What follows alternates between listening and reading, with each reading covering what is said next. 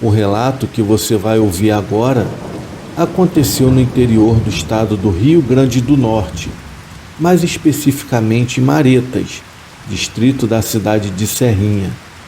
Esse fato aconteceu no início dos anos de 1980. Naquele lugar morava o Luiz. Ele ainda era um jovem naquele tempo.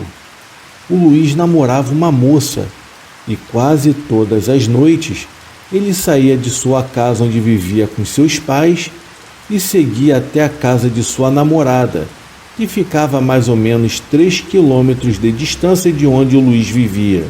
Após terminar o seu trabalho no final da tarde, o Luiz se arrumava, tomava banho, vestia sua melhor roupa e seguia sozinho por uma estrada de terra, por todos aqueles 3 quilômetros, para ver a sua amada. O Luiz gostava de ir sozinho caminhando. Havia cavalos na fazenda onde o mesmo vivia, mas ele preferia ir a pé, porque no caminho ele sempre encontrava alguns amigos e eles acabavam parando para conversar. E assim ele vivia de uma forma muito agradável naquela fazenda. Naquele lugar não havia muitos habitantes e todos eles se conheciam. Então não havia perigo do Luiz ir sozinho no início da noite e voltar mais ou menos após as 11 até meia-noite, pois nunca aconteceu do Luiz encontrar alguma coisa estranha ou avistar algo assustador naquele caminho. Então, se surgisse algo que o assustasse, ele poderia facilmente parar diante de alguma casa e pedir para entrar, para ficar protegido. Mas não havia coisa alguma que assustasse aqueles moradores daquela região. Por isso, todas as pessoas que moravam ali viviam tranquilamente e não tinham medo de absolutamente nada. E mesmo com as noites escuras, era comum encontrar alguém na estrada de terra, voltando de algum rio onde havia ido pescar, ou lá da vila, onde iria fazer alguma compra para casa. E por não acontecer nada de estranho e nem de assustador naqueles lugares, Luiz caminhava muito seguro naquelas estradas de terra durante as noites, e muitas das vezes nas noites sem luar, nas noites escuras. O Luiz saía da casa dele no final da tarde e ia até a casa de sua namorada e voltava tarde da noite, sozinho por aquela estrada de terra escura. E como disse muitas vezes, somente observando a estrela no céu, porque muitas das noites a lua não aparecia para iluminar o seu caminho.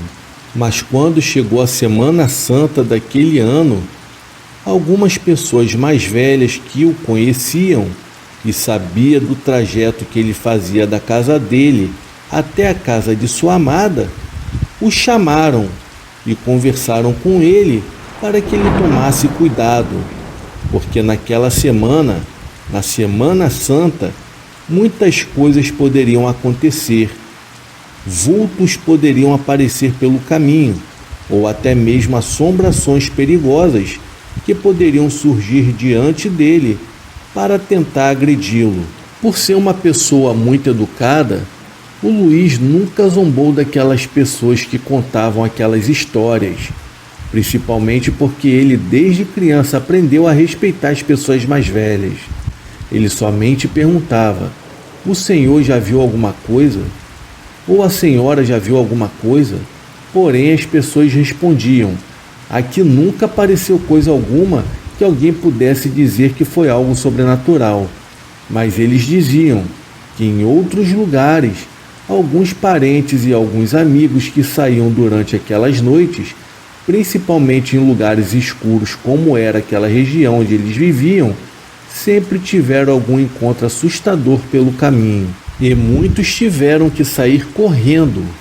Já outros conseguiam se esconder no mato e ficavam somente observando os vultos passando pela rua. Barulhos estranhos atrás das árvores, gritos, assobios assombrosos no meio da escuridão. Luiz apenas balançava a cabeça negativamente e dizia que ele nunca tinha visto nada daquilo, e nem mesmo aquelas pessoas que estavam conversando com ele poderiam afirmar que viram algo de outro mundo naquela região. Então, até que alguém pudesse afirmar com toda certeza que realmente viu alguma assombração naqueles caminhos, somente depois dessa confirmação ele deixaria de sair à noite. E não seria a Semana Santa que iria impedi-lo de ir até a casa de sua namorada. Em uma sexta-feira, a sexta-feira maior, Luiz saiu da casa dele. Naquela tarde, ainda estava cedo. O sol ainda não havia se posto. Ele chegou bem mais cedo na casa de sua namorada. E o motivo dele chegar cedo naquela tarde foi porque, ao sair de casa, ele olhou para o horizonte e avistou algumas nuvens escuras. O tempo estava prometendo chuva naquela tarde, ou pelo menos no início da noite. Durante a sua caminhada por aquela estrada, as nuvens começaram a ficar cada vez mais próximas e começou a chover. Luiz precisou correr um pouco até chegar na casa dos pais da namorada dele. Ele chegou até um pouco molhado naquele lugar e ficaram conversando, enquanto a roupa dele ia secando no corpo. Quando o sogro dele chegou, arrumou algumas roupas secas e emprestou para o Luiz vesti-las. Durante o jantar, a sogra do Luiz o aconselhou a passar a noite ali com eles. Ela o convidou para dormir na casa deles, porque até aquele momento a chuva ainda estava caindo lá fora. O sogro do Luiz também confirmou o convite e pediu para que ele ficasse naquela casa junto com eles naquela noite. O Luiz sorriu e agradeceu o convite e respondeu que mesmo após a meia-noite, quando a chuva parasse, ele iria embora, porque ele precisava levantar cedo para iniciar o serviço na fazenda. Foi então que o sogro dele disse para ele que aquilo não seria uma atitude muito correta. Era uma sexta-feira maior e estava chovendo, e lá fora estava muito escuro e não seria muito seguro para que o Luiz pudesse seguir sozinho pelaquela estrada de terra batida, agora cheia de lama, causada pela chuva que estava caindo naquele momento. Durante aquele tempo, a chuva diminuiu e já eram mais de 11 horas da noite. O Luiz se levantou e se despediu e disse que precisaria voltar para a casa dele, mesmo diante da insistência do sogro, da sogra e de sua namorada, para que ele continuasse com eles naquela casa. Luiz se negou a ficar e saiu sozinho no meio daquela escuridão. Quando Luiz estava mais ou menos a 2 quilômetros de distância para chegar até a fazenda onde ele morava, alguma coisa surgiu diante dele. Luiz começou a andar mais devagar. Um vulto abaixou e parecia que ele ficou sentado no meio da estrada, no meio do caminho por onde Luiz deveria passar. Luiz parou de caminhar e ficou olhando aquele vulto. Aquele ser não se mexia. Foi então que Luiz pegou algumas pedras e atirou no vulto, e o mesmo continuou imóvel naquele lugar, no meio daquela escuridão. Luiz esperou por alguns minutos. Ele não queria voltar, ele precisava passar por ali. Foi então que ele decidiu seguir em frente. No momento que o Luiz começou a caminhar, aquele ser ficou de pé. Era muito grande, e Luiz notou que aquele vulto tinha um rabo, um ser muito peludo. Os seus olhos eram assustadores e começou a brilhar. O ser roncava e começou a vir para cima do Luiz. Ele, no desespero, lembrou que estava levando consigo uma peixeira. Ele colocou a mão na cintura e puxou a sua faca e começou a lutar com aquele monstro assustador que surgiu ali na escuridão, no meio daquela estrada de terra, cercada por matos dos dois lados. Depois de alguns minutos de luta, Luiz percebeu que uma luz se acendeu. Havia uma casa ali perto. Algumas pessoas ouviram os barulhos e saíram segurando lampiões. e vieram até aquele ponto da estrada para ver o que estava acontecendo. O Luiz estava caído. Ele se levantou, se aproximou das pessoas e perguntou a elas: "Vocês viram aquilo? Vocês viram aquilo que surgiu aqui no meio do caminho?" E as pessoas responderam a ele: "Não, Luiz, nós não vimos nada. Vimos somente você que estava gritando sozinho aqui no meio da estrada, e gritava e tentava bater em alguém, mas não havia outra pessoa perto de você." Naquele momento, o Luiz ficou muito assustado. As pessoas perceberam e o convidaram para entrar um pouco na casa. Lá fizeram um café e serviram para ele depois de alguns minutos. Ao se recuperar do susto, Luiz saiu e foi embora sozinho. Daquele dia em diante, o Luiz sempre contava aquela história para as pessoas, e até hoje em dia ele continua falando para os seus netos tudo o que havia acontecido naquela noite. O Luiz ainda continua saindo sozinho durante a noite, mas ele não esconde de ninguém o medo que ele tem de encontrar novamente com aquela criatura sobrenatural no meio da escuridão.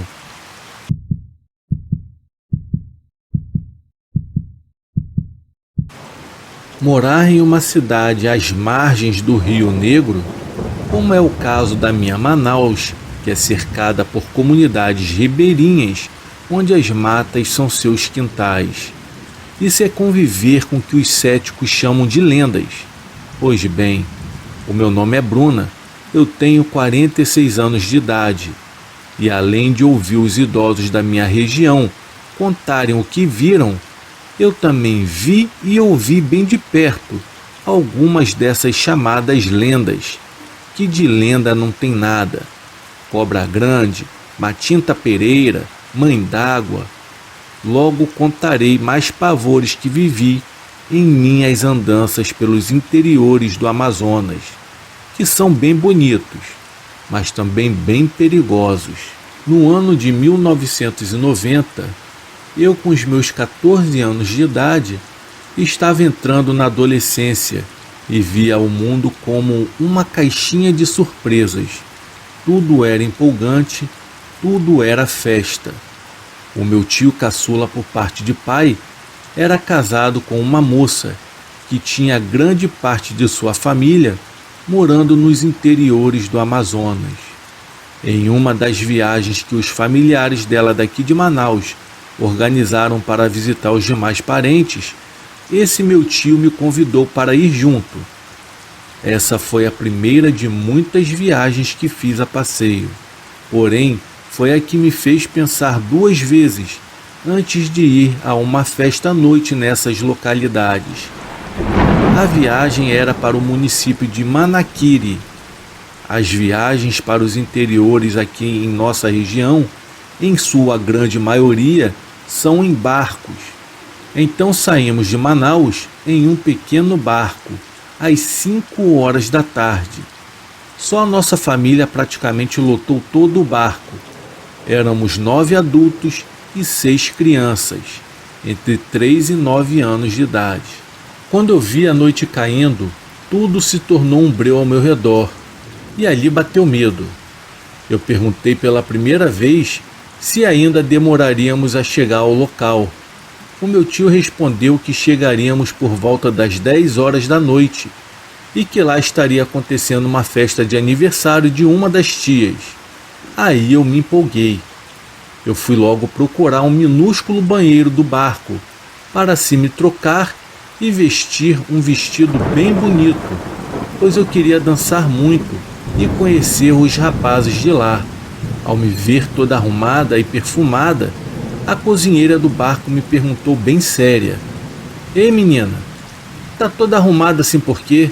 Bom, então eu falei da festa e que eu queria dançar muito até o dia raiar. Ela então me olhou de cara feia e falou: "Menina, bem se vê que você não é daqui. Você não sabe o que acontece por essas beiras do rio durante a noite. Quando tem festa, ele aparece para fazer maldade com as moças." Eu, curiosa, e já meio aborrecida perguntei: ele quem? De quem a senhora está falando? É algum bandido? Ela então me cortou dizendo: fique perto dos seus, não dance com nenhum homem de chapéu e principalmente não saia da festa com ele. Eu, malcriada, retruquei e disse: hã? Ele quem, minha senhora? Quem é esse homem? Ela respondeu: homem não, o filho do demo, o Boto. Ele vai para as beiradas do rio durante a noite, transformado em homem. Aparece nas festas, vira a cabeça das mulheres, leva a vítima para dentro d'água, engravida ou afoga. Pronto. Após ouvir aquilo da cozinheira, ali acabou com toda a minha alegria, e o medo me fez querer voltar para casa na mesma hora. Fui pedir para minha tia me levar de volta por causa do Boto. Foi então que ela me disse que aquilo ali não era mentira, o que aquela cozinheira havia contado para mim, mas que ela ficaria perto de mim e que não deixaria nenhum homem estranho se aproximar de mim ou das minhas primas. Ela disse que nas festas de família nunca tinha aparecido, mas em outros locais ele tinha feito várias vítimas. Por volta das 10h30 da noite, vimos ao longe as luzes e ouvimos o som da festa, mas eu me tremia toda, olhava ao redor e só via escuridão. Qualquer barulho na água me apavorava.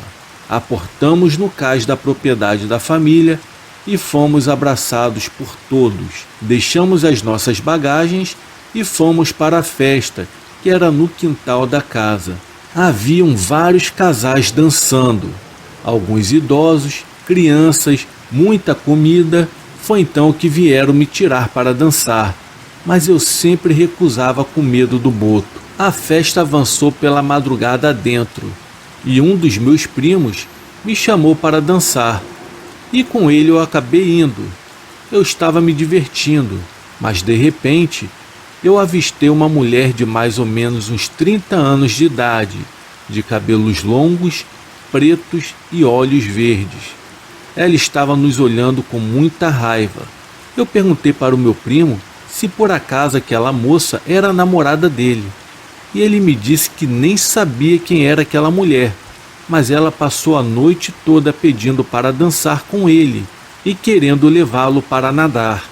Mesmo ele não conhecendo aquela mulher, que era bem mais velha do que ele, que na época ele tinha apenas seus 17 anos de idade, eu cheguei a pensar que deveria ser parente de alguém da localidade vizinha.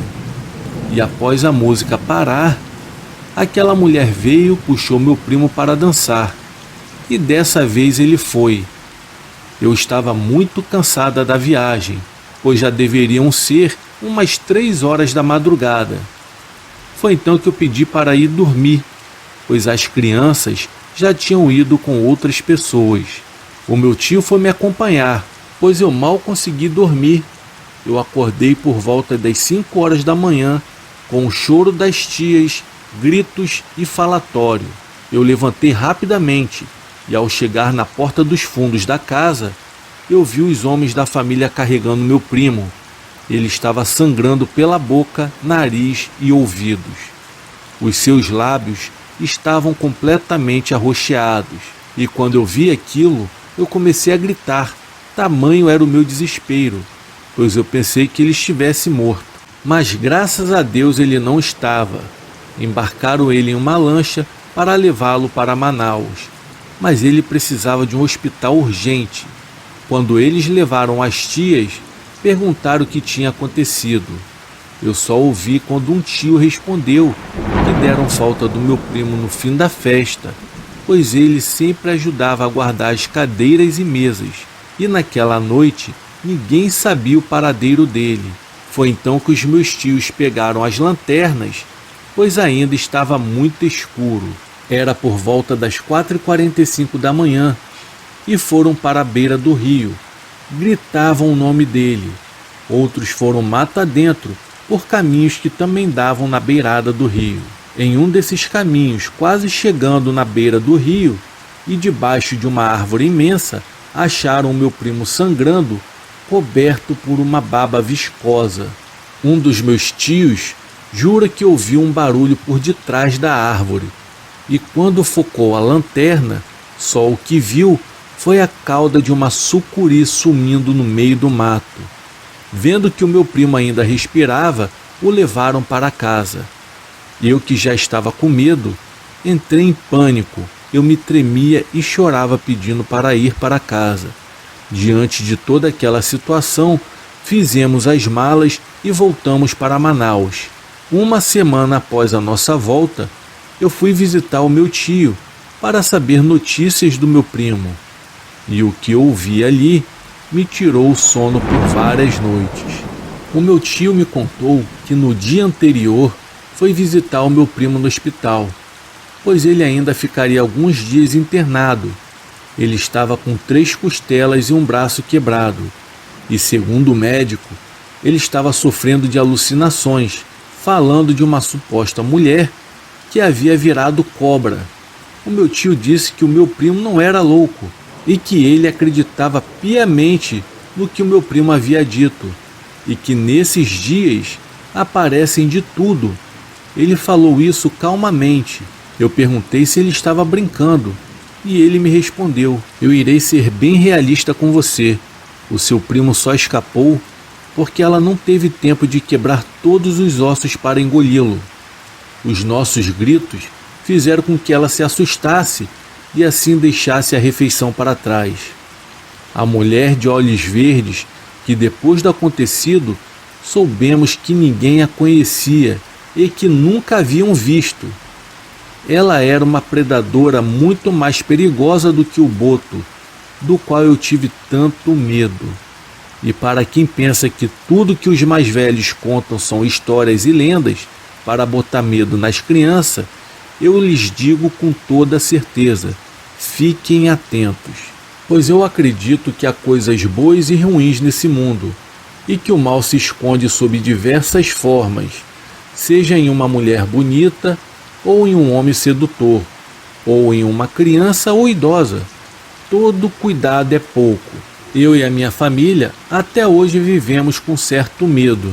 Eu vivo na cidade de Manaus, mas os meus parentes do lado da minha tia ainda moram no interior do Manaquiri. Eles moram à margens do rio, que são habitações, são casas de madeiras que ficam ao longo da beira do rio, pois são locais bem afastados da cidade. Após o acontecido conforme eu relatei, eu passei vários anos sem visitar as nossas tias, pois eu tinha muito medo de ir para aquela localidade e assim acabar encontrando aquela mulher novamente.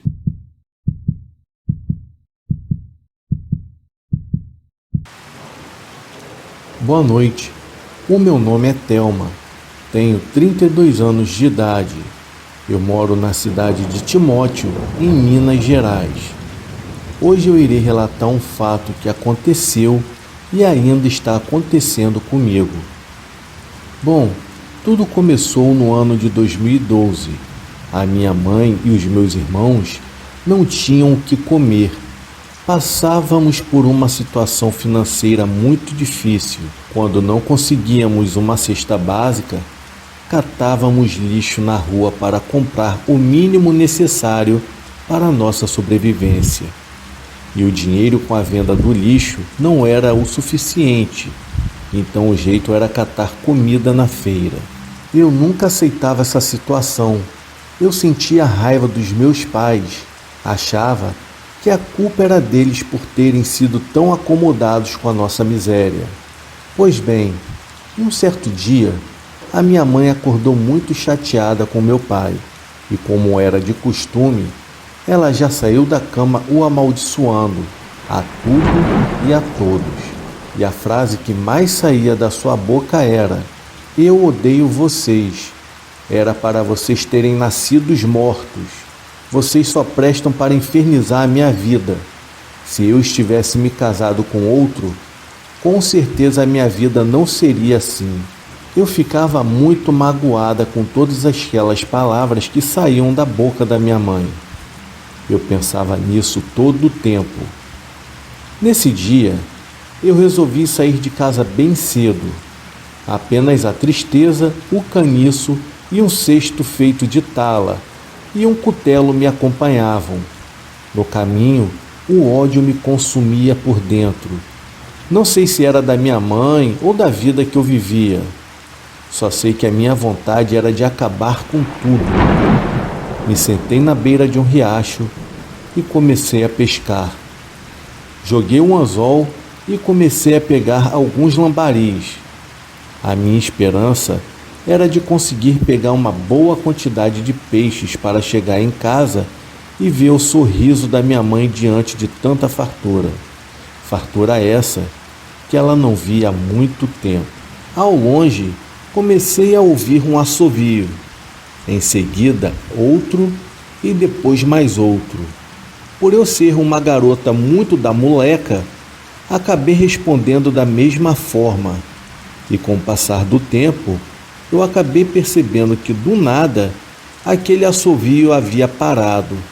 Porém, eu continuei assoviando para ver quem que seja que estava assoviando também, quem sabe poderia até me responder. Eu já tinha os meus 16 anos de idade e não tinha medo de nada. Eu não acreditava em nada dessas histórias de entidades e espíritos, nada disso. No silêncio da pequena mata, eu percebi que um cheiro forte, muito ruim, impregnou o ar. Senti como se fosse um animal passando o rabo peludo nas minhas costas. Eu olhei para trás e não via nada perto de mim. Naquele momento, eu acabei me arrepiando por completo. As minhas mãos tremiam feito vara verde. Eu sentia algo peludo acariciar as minhas costas. Porém, eu não via nada. Na verdade, não havia nada atrás de mim. Eu fui perdendo as forças até segurar a minha vara de pesca. Os assovios retornaram, mas agora estavam bem próximos do meu ouvido. Uma dor de cabeça insuportável foi me dominando, até que eu caí no chão e acordei já no pé da noite, com 2 homens me jogando água no rosto e perguntando se estava tudo bem. Levantei cambaleando e ainda com muita dor de cabeça. Os homens que me socorreram disseram que quando me encontraram, eu estava possuído por um demônio. Contaram que eu dava gargalhadas e gritava que mataria ela hoje, e que em seguida eu me jogava no chão e começava a me debater. De fato, eu estava completamente imunda na terra, mas eu não me lembrava de absolutamente nada que havia acontecido naquele local. Quando eu cheguei em casa, a situação não ficou boa não. A minha mãe estava completamente descompensada e a única coisa que ela sabia fazer era brigar comigo e me praguejar. Ela dizia: um demônio desse que sai de casa para pescar e demora uma eternidade, os seus irmãos estão morrendo de fome, sua miséria. O diabo não presta nem para te levar. Ao ouvir essa frase de que o diabo não prestava nem para me levar, eu realmente fiquei preocupada e comecei a ligar os fatos. Mas eu não comentei nada com ninguém. Aliás, esta era uma frase que não saía da boca da minha mãe. O diabo não presta nem para te levar. Até quando saímos de casa e pedimos a bênção, qualquer mãe normal responderia: Deus te abençoe. Porém, a minha mãe sempre dizia: o diabo que te carregue. Isso me machucava no fundo da alma. Porém, a noite caiu e eu estava pensativo no que havia ocorrido naquele riacho. Durante o jantar, a minha vista foi ficando turva e eu via um vulto ao lado da porta do meu quarto. Durante toda a madrugada, eu via e sentia a presença de alguém dentro do quarto. Eu tive pesadelos horríveis. Em um desses sonhos, um homem se aproximava de mim na cama e o mesmo dizia: ela vive falando que eu não presto nem para vir te buscar. Agora eu estou aqui. Você já pode vir comigo.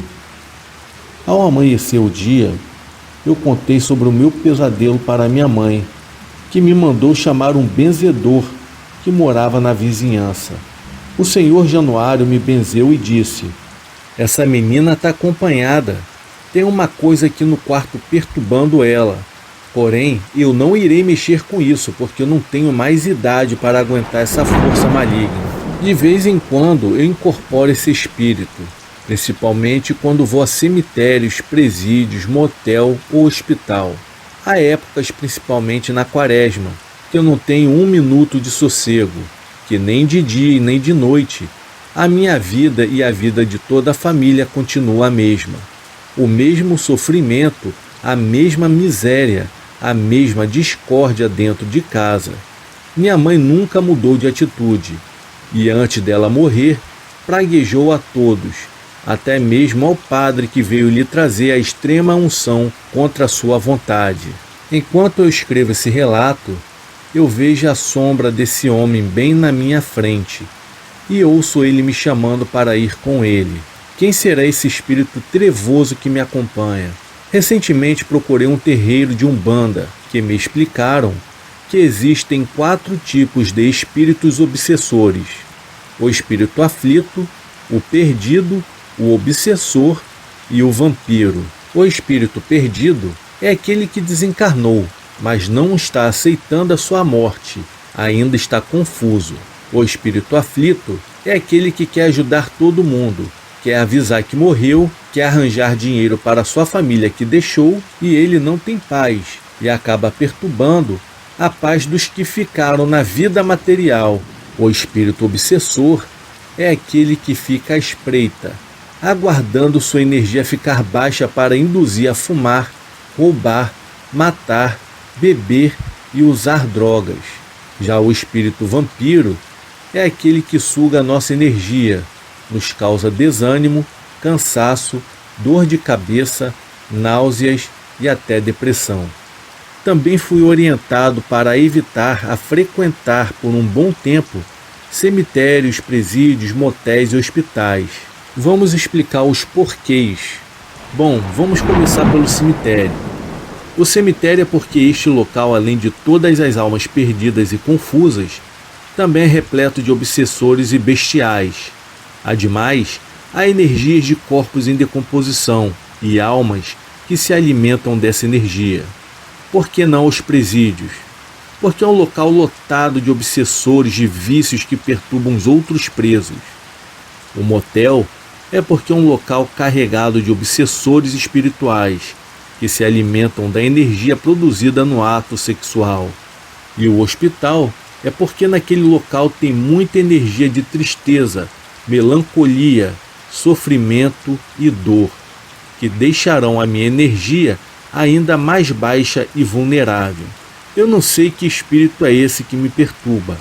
Apenas peço que, se puderem me ajudar, orem muito por mim, porque até o momento só apareceram em meu caminho pessoas que me cobraram muito caro para quebrar essa maldição que a minha mãe lançou sobre mim. Bom, pessoal, esse foi o meu relato. Eu desejo a vocês uma ótima noite.